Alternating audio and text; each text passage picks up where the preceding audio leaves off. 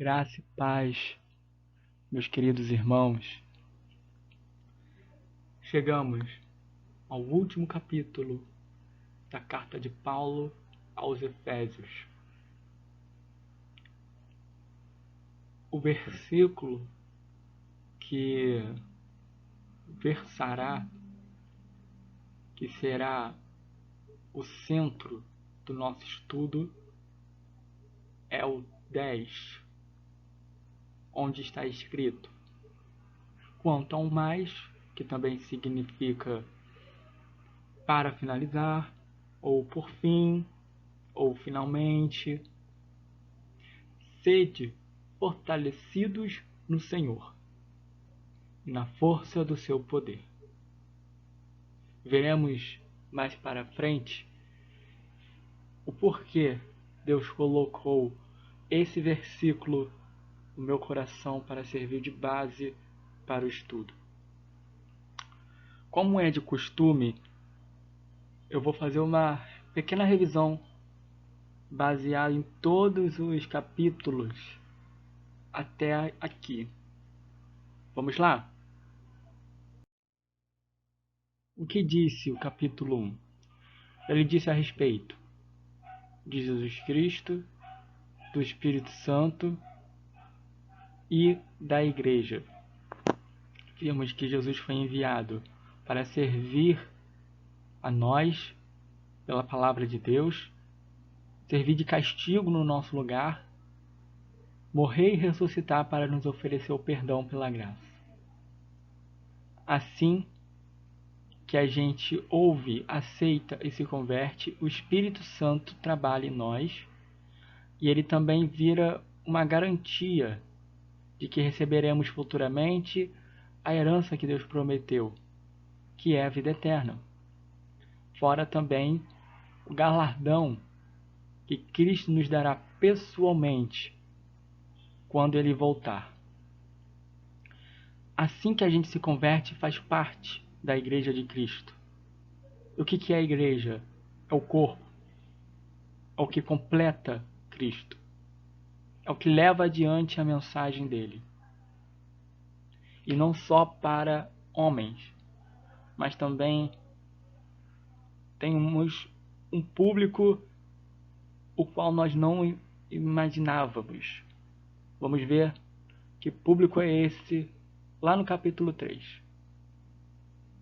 E sendo nós o corpo de Cristo, completando-o, ele se torna dono de todas as coisas.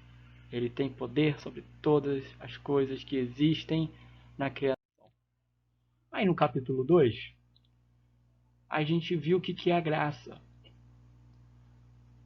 E o que Deus fez enviando Jesus Cristo. Ao mesmo tempo que Jesus veio, a vida veio junto. Porque o próprio Cristo é vida. João 11, 25, ele mesmo fala: eu sou a ressurreição e a vida. E quem é convencido disso é salvo e torna-se filho de Deus. Lembrando então, a graça é uma oportunidade de perdão imerecida, porque a gente não pode, pelas nossas próprias forças, obter o perdão de Deus. Lembrando também que essa graça é para todo tipo de ser humano que habita a face desta terra, que fala todo tipo de língua e que habita em todos os países. Lembra quando eu falei que a igreja tem uma outra função, um outro público? Então, os anjos. Os anjos são esse público. A igreja tem o poder, por meio de Jesus Cristo, de levar a mensagem de Deus aos homens e aos anjos, carregada da sabedoria de Deus em suas diferentes formas. Olha só a importância. A gente viu também que Cristo é o instrumento que comprova essa sabedoria de Deus. Além disso, Cristo é o próprio amor encarnado, inclusive a porta pela qual nós passamos e entramos na presença do Pai. Em que momento? Quando a gente ora. Aprendemos também que Cristo, quando nos ama e a gente entende o amor dele, passamos a amar uns aos outros, principalmente os nossos irmãos, e a gente ora por cada um. Vamos esquecer denominação nesse momento. Vamos orar por toda a Igreja de Cristo espalhada pelo mundo, principalmente a igreja perseguida. E dessa maneira, um fica fortalecendo o outro, e Cristo fortalece um e outro ao mesmo tempo. O capítulo 4, ele é um dos maiores da carta. Vamos lembrar que Paulo fala da unidade dos irmãos. Foi necessário falar de unidade porque a carta foi endereçada a um povo politeísta, o qual acreditava em mais de um Deus. Mas nós, que temos um único Deus verdadeiro, sabemos que só Ele existe, o Espírito é só um, é um só Senhor, é um só batismo, é uma só chamada, que é a esperança, e uma só fé. Nessa unidade é necessário haver humildade, mansidão, paciência, amor, paz, bondade, compaixão, perdão, ou seja, todos os frutos do Espírito, como vimos em Gálatas 5:22. E como é que a gente deve se comportar em relação ao pecado, em relação à nova vida? Evitar todo tipo de pecado e evitar com que a gente peque de propósito, sabendo que isso desagradaria a Deus. Por quê? Ao fazermos isso, a gente está demonstrando que somos ingratos ao Senhor, que desmerecemos toda a liberdade e perdão que Ele nos deu, e todo o seu sacrifício a gente ignora quando a gente peca propositalmente, sabendo que é errado. O capítulo 4 também ressalta que uma função na igreja não é melhor do que outra. Vamos deixar de ver as funções da igreja de modo vertical, de cima para baixo, onde cima está a função mais importante, embaixo a menos importante, porque o nosso Deus nivela tudo. Então a gente tem que ver por uma linha horizontal, em que um pastor terá a mesma importância que aquele irmão que está guardando a porta da igreja. Os apóstolos, os profetas, os evangelistas, os pastores e os mestres, eles amadurecem o povo de Deus pela palavra de Cristo. Porém, esse corpo necessita de outras vitaminas, as quais são as atividades, os dons e os talentos de outros irmãos. É por isso que não há alguém melhor do que outro alguém na família de Jesus. No capítulo 5, a nossa necessidade de imitar Cristo é ressaltada. De que maneira?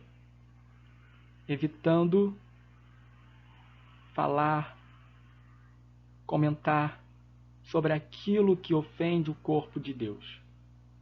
Então não apoiamos, não concordemos, não incentivemos o pecado. Vamos reprovar aquilo que é errado. E quando a gente faz isso, sentimos-nos mais à vontade para adorar a Deus. E como ocorre a adoração? Por meio dos hinos, por meio dos cânticos, por meio de palavras de agradecimento e elogios a Deus. É dessa maneira que a gente também se enche do Espírito, que a gente se embriaga do Espírito Santo. Lá em Colossenses 3,16, o apóstolo Paulo vai reiterar, vai repetir essa explicação, essa demonstração do que é adorar. Ainda no capítulo 5, a partir do versículo 22 até o 33, o apóstolo vai falar da visão bíblica sobre a família, começando pelo papel do marido e o da mulher. Tudo que a gente deve fazer na vida é imitando Cristo. E isso vale para o casamento também. Porque é o tratamento de um para com o outro. É o mesmo tratamento que Cristo deu à igreja. O marido, o que ele deve fazer?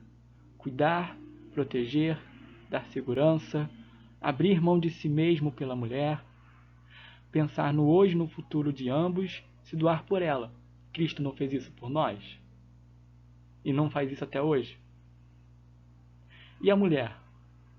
Ela deve harmonizar-se com o marido, completar o marido, respeitá-lo e realizar juntamente com ele aquilo que planejam juntos.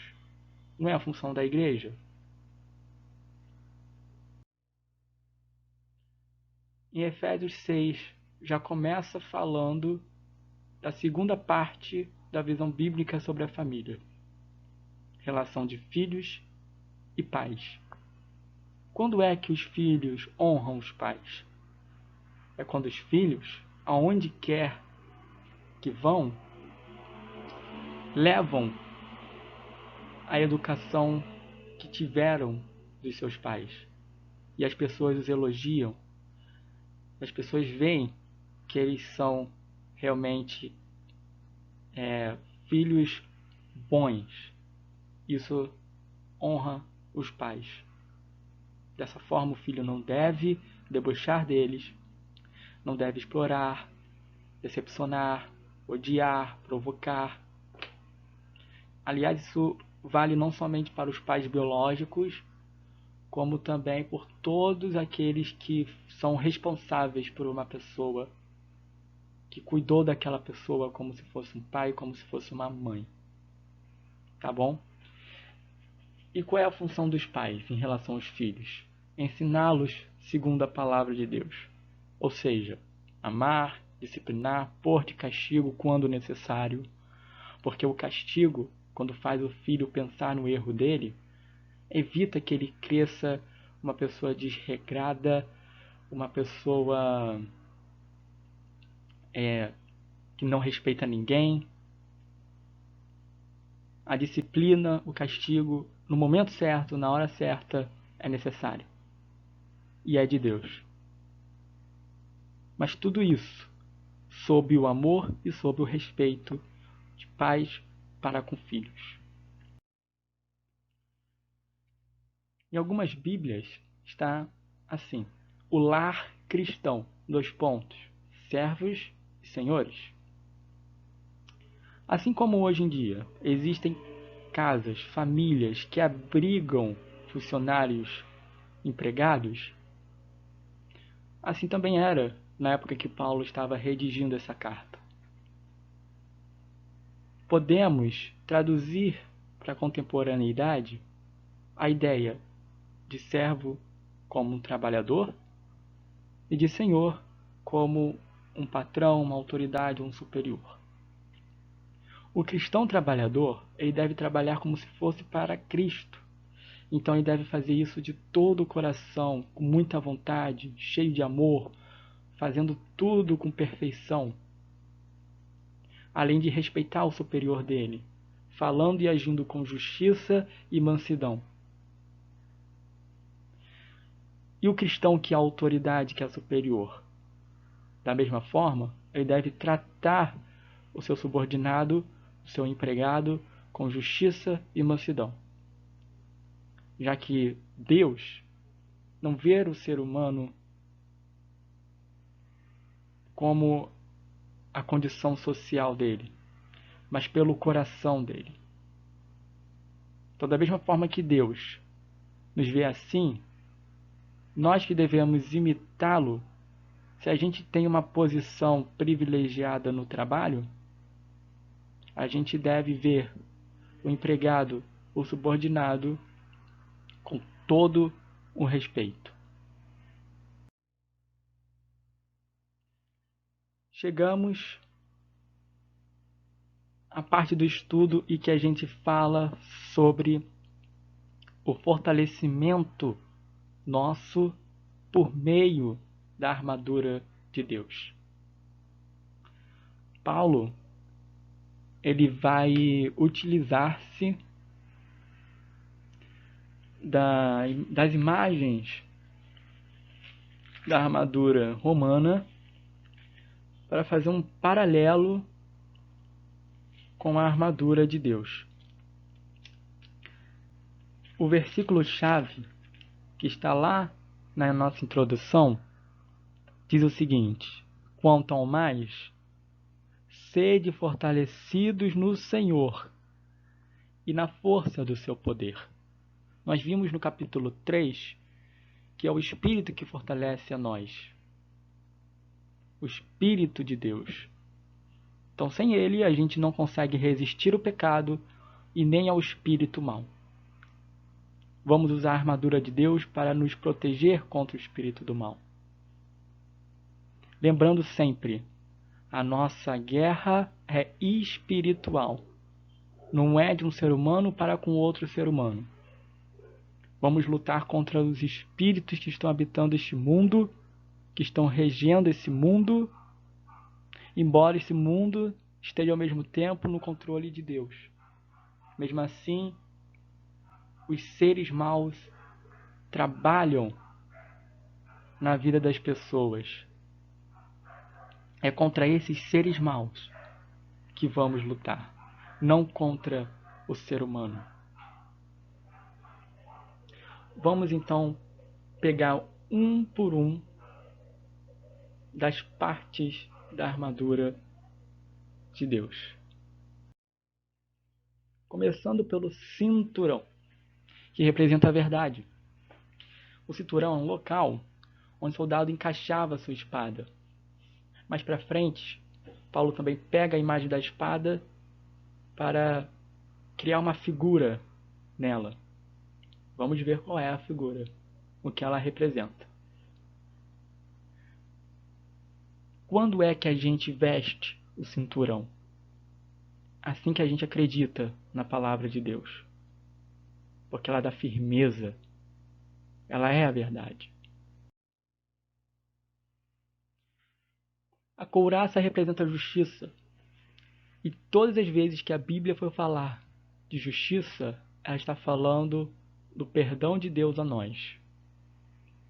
E também vai falar de justiça para se referir a um comportamento novo que nós passamos a ter quando nos entregamos a Jesus.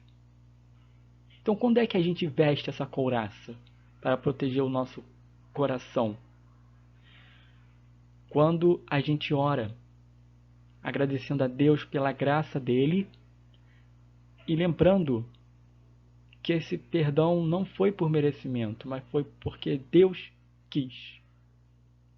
Quando a gente é grato e a gente muda o nosso comportamento, lembrando do perdão de Deus, a gente veste a couraça. Quando é que a gente veste as sandálias, que representam o Evangelho? Assim que a gente prega, assim que a gente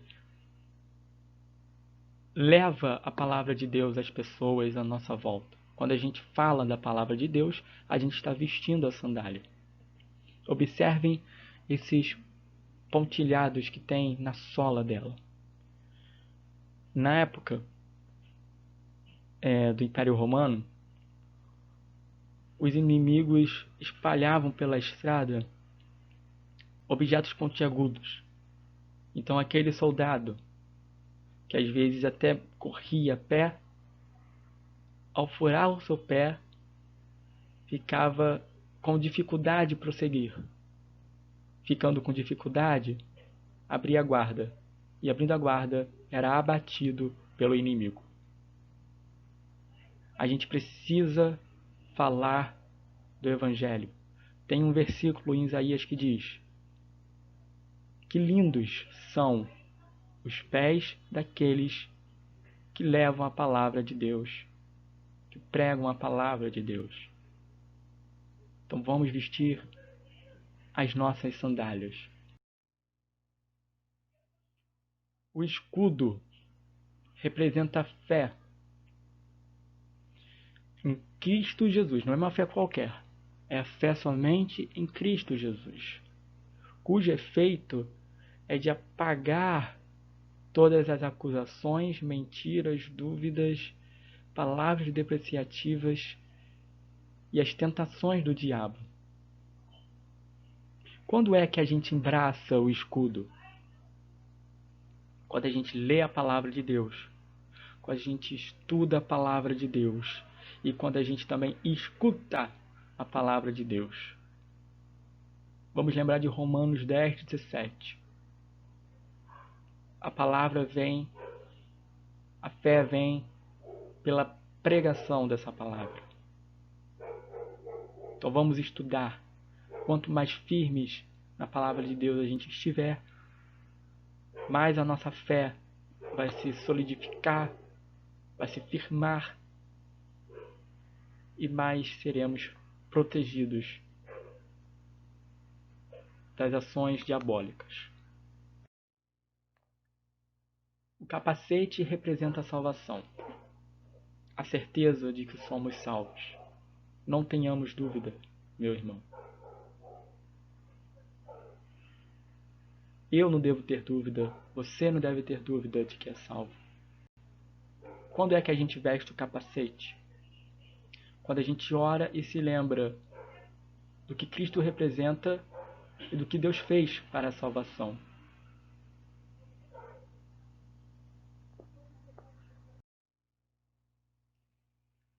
Finalmente, a espada, que representa a palavra de Deus, a Bíblia. Quando é que a gente pega da espada? Quando recitamos versículos da palavra de Deus no momento em que nos encontramos em uma situação tentadora. Para esclarecer melhor, vamos nos lembrar da tentação de Jesus, registrada em Mateus 4. Todas as vezes em que Satanás tentava o nosso Senhor, ele, baseado nos seus estudos frequentes da palavra de Deus, rebatia todas as tentativas do inimigo de fazê-lo pecar, recitando trechos da palavra de Deus. Quando Satanás pedia para ele falar uma coisa, fazer uma coisa, que Jesus sabia que naquele momento era uma prova contra ele, era uma tentação, Jesus se defendia e rebatia, dizendo: está escrito isso, está escrito aquilo. Assim como a fé nos ajuda a nos proteger das ciladas do diabo, a espada também. Então vamos estudar a palavra do Senhor constantemente, todos os dias, para no momento oportuno nós usarmos ela, a fim de que a gente não caia, a fim de que a gente não peque, a fim de que a gente não seja levado a errar. Meus irmãos, a gente pode resumir a carta de Paulo aos Efésios em apenas uma palavra: união. União nossa para com Deus, cada um por si, e a união nossa para com os nossos irmãos da fé.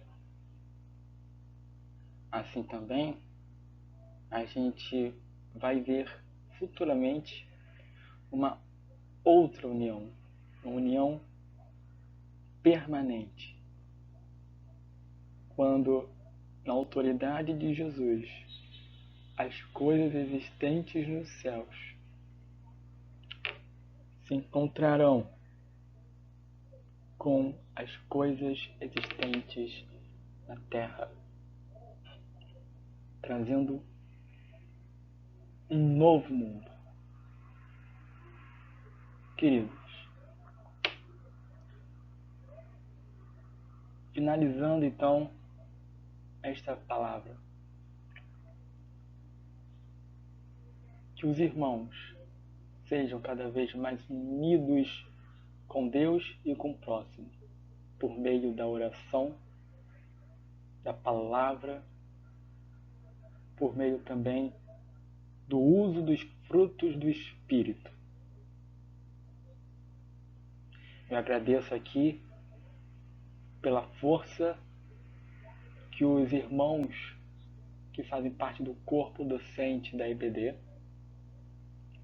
deram de si para que a palavra de Deus fosse ensinada com clareza e com verdade. Agradeço a irmã Ana Caroline, a irmã Janete e a irmã Janice. E aqueles que não lecionaram, porém oraram e nos incentivaram com palavras, muito obrigado também. Que Deus os abençoe. Queridos, as próximas aulas serão sobre a carta de Paulo aos Filipenses. Uma carta dócil, uma carta doce e leve. Muito obrigado por estarem até aqui conosco.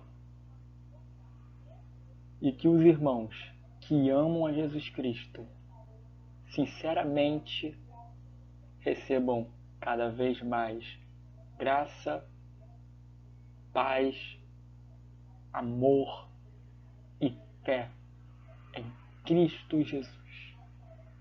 Amém.